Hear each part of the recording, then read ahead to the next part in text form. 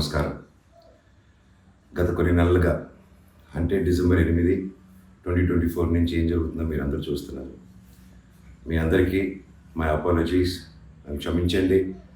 ఎందుకంటే ఈ ఒక సమస్య నేను ఎవరి కోసం అయితే పోరాడుతున్నానో మా స్టూడెంట్స్ కోసం అండ్ మా కాలేజీలో ఆపోజిట్లో ఉన్న పని చేసుకుంటూ ఉన్న ప్రజల కోసం అండ్ వ్యాపారాలు చేసుకుంటున్న ప్రతి ఒక్కరి కోసం. అండ్ నేను ఫస్ట్ నుంచి దాని మీద మాట్లాడుతుంటే అది తప్ప డైవర్షన్ చేస్తూ నా మీద అటాక్లు చేస్తూ నా కుటుంబ సభ్యులను లాగుతూ నన్ను ఒక మనిషిని ఎన్ని విధాలుగా ఇబ్బంది పెట్టాలో అన్ని విధాలుగా ఇబ్బంది పెట్టేస్తున్నారు. అండ్ భయపడతారు అనుకుంటున్నారేమో, అది జరగని పని, ఈ జన్మకి జరగదు. అది నేను తప్పు చేయలేదు. నా మీద నా భార్య మీద దాదాపు 32 కేసుల వరకు వేశారు. 32 కేసులు ఢిల్లీ నుంచి వాళ్ళ మనుషులతో, తిరుపతి నుంచి, హైదరాబాద్ నుంచి, ఎన్ని కోర్టులు ఉంటే అన్ని కోర్టుల నుంచి, ఎన్ని కలెక్టర్ ఆఫీసులు ఉంటే అన్ని కలెక్టర్ ఆఫీసుల నుంచి, అండ్ అన్ని బోగస్ కేసులే. అండ్ అన్నింటికి నాది ఒకటే రిప్లై, ఎందుకంటే నిజానికి ఒకే వర్షన్ ఉంటుంది, అబద్ధానికి అన్ని వర్షన్స్ ఉంటాయి. క్లుప్తంగా ఈ మధ్య జరిగింది. నేను ఫస్ట్ ఏం చెప్తున్నాను, వీళ్ళు బౌన్సర్స్ చేసుకొని మా వాళ్ళందరినీ కొడుతున్నారు, అక్కడ ఊరు వాళ్ళందరినీ కొడుతున్నారు, స్టూడెంట్స్ని కొడుతున్నారు అని నేను చెప్తూనే వస్తున్నాను. నేను అలా చెప్తుండగా నేను రాయచోటికి ఒక ఫంక్షన్కి వెళ్ళినప్పుడు ఆ ఫంక్షన్లో ఇక్కడ ఉన్న వాళ్ళందరూ వచ్చి ఒక వ్యక్తి రాకుండా ఇక్కడ వ్యాపారం చేసుకుంటూ ఉంటే ఆయన స్టోర్లో దూరి వస్తువులన్నీ ధ్వంసం చేసి కొట్టేసి అక్కడ ఉన్న స్టూడెంట్స్ని కొట్టి అద్దలన్నీ పగలగొట్టి ఆ వీడియోస్ అన్నీ వచ్చాయి బయటికి. ఇంకా చాలా వీడియోస్ ఉన్నాయి. అన్నీ నేను చంద్రగిరి సిఐ గారికి ప్రతి ఒక్కరికి ట్రాన్స్ఫర్ చేయడం జరిగింది.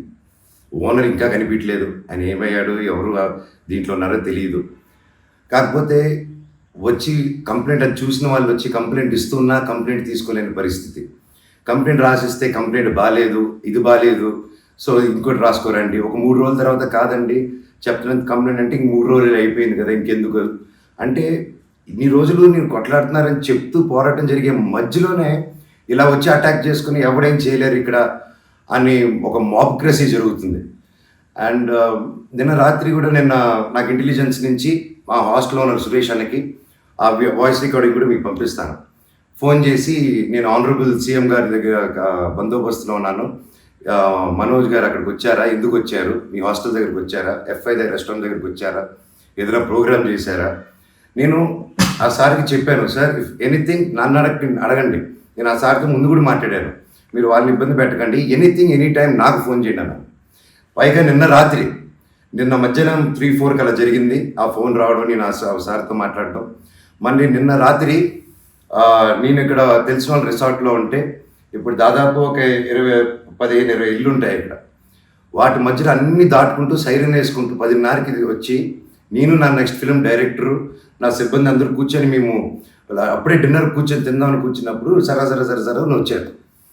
సరే ఏంటంటే అందరూ కంగారు పడి వెళ్ళారు. ఏంటి సార్ అంటే, మీరంతా ఇక్కడ ఏం చేస్తున్నారు, నేను సీఎం గారి దగ్గర నుంచి వస్తున్నాను, ఆనరబుల్ సీఎం గారి దగ్గర నుంచి వస్తున్నాను, నీ పేరేంటి, ఏ ఊరు, అసలు ఇక్కడ ఎందుకు ఉంటున్నారు మీరు అని రాత్రి 10:30కి ఒక ఎస్ఐ గారు, కానిస్టేబుల్ గారు. అండ్ నేను వెంటనే దిగాను కిందకి. సార్ ఏంటి సార్ సీఎం గారు దగ్గర నుంచి వచ్చారని చెప్తున్నారు, what did we do mistake sir, ఒకసారి నాకు చెప్పండి ఎవరు అప్రోచ్ అయ్యారో, నేను వచ్చి కలుస్తాను సార్ అని చెప్పాను. లేదు సీఎం గారు లేదు, నేను ఆయన బందోబస్తు ఫినిష్ చేసుకుని వచ్చాను అని చెప్పి ఆయన మాట మార్చారు. ఓకే సార్ అంటే మేము దాదాపు ఒక 10-15 మంది ఉన్నామండి ఇక్కడ రిసార్ట్లో, ఒక 3 ఇళ్ళు తీసుకుని ఉన్నాం. అండ్ అందరూ చూస్తున్నారు, అన్ని రికార్డింగ్స్ అన్నీ చేస్తున్నాం మేము జరిగిందంతా.